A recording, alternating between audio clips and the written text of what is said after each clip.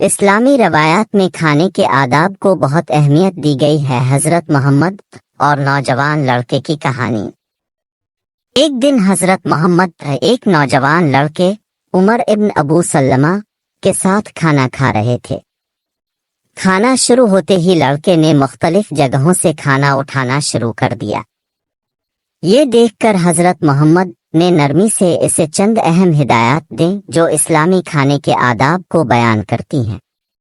آپ نے فرمایا، ایک کھانے سے پہلے بسم اللہ کے نام سے پڑھو۔ 2 دائیں ہاتھ سے کھاؤ۔ 3 جو تمہارے سامنے ہے اسی میں سے کھا۔ اضافی اسلامی کھانے کے آداب۔ اعتدال۔ حضرت محمد نے زیادہ کھانے و ضائع کرنے سے بچنے کی تلقین کی اور کہا کہ پیٹ کے 1/3 حصے کو کھانے کے لیے، 1/3 کو پانی کے لیے اور 1/3 کو ہوا کے لیے چھوڑ دو۔ کھانے کی تنقید نہ کرنا۔ اگر کھانا پسند نہ آئے تو خاموش رہنا بہتر ہے بجائے اس کے کہ شکایت کی جائے۔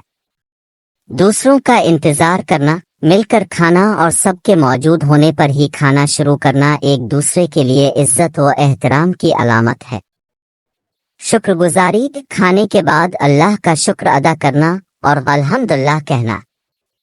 یہ تعلیمات نہ صرف اچھے آداب کو فروغ دیتی ہیں بلکہ روزمرہ کے عمل میں کمیونٹی، شکر گزاری اور ہوشیاری کا ایک گہرا احساس پیدا کرتی ہیں۔